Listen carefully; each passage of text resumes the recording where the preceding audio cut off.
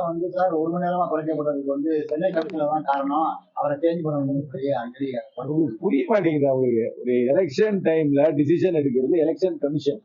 State கவர்மெண்ட்டுக்கு வந்து அது மேல கண்ட்ரோலே கிடையாது. அந்த டிசிஷன் எடுக்கிறது எலெக்ஷன் கமிஷன். அவங்களுக்கு ஏதாவது குறை நிறைய இருந்தா எலெக்ஷன் கமிஷனை தான் போய் நாடணும்.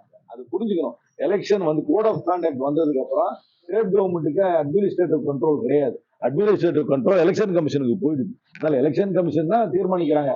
யார் எப்ப பிரச்சாரம் பண்ணலாம், யாருக்கு பர்மிஷன் கொடுக்கலாம், என்ன பண்றது, ஒரு அதிகமான வண்டியில வந்தா கேஸ் போடலாமா இல்லையா எல்லாம் நிர்ணயம் பண்றது எலெக்ஷன் கமிஷன் தான். அதாவது அவங்களுக்கு வருத்தம் இருந்தா எலெக்ஷன் கமிஷன் தான் போகும்.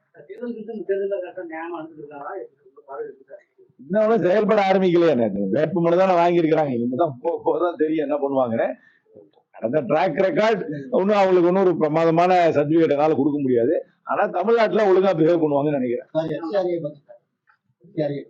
எஃப்சிஆர்ஏ சட்டத்தை வந்து எப்படி பிஎம்எல்ஏ வந்து ஒரு வெப்பனைஸ் பண்ணாங்களோ அதே மாதிரி எஃப்சிஆர்ஏ சட்டத்தையும் வெப்பனைஸ் பண்ணியிருக்காங்க.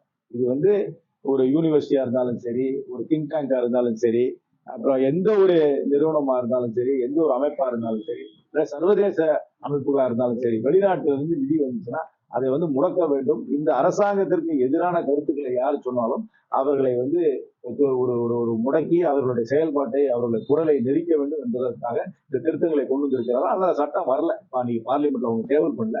அடுத்த பண்ணும் போது எங்களுடைய எதிர்ப்பை நாங்க கண்டிப்பா அந்த சட்டமே தேவை கிடையாது. இருக்கிற ரூல்ஸே போதும். எஃப்சிஆர்ஏல இன்னைக்கு இருக்கிற எஃப்சிஆர்ஏல இன்னைக்கு இருக்கிற ரூல்ஸே போதும். இவங்க கொண்டு வந்திருக்க திட்டத்தை எல்லாம், திருத்தங்கள் எல்லாம் கொண்டு வந்தா ரொம்ப கொடூரமான திருத்தங்கள். இந்த கொடூரமான திருத்தங்கள் தேவை கிடையாது. இது வெப்பனைசேஷன் ஆஃப் தி லா.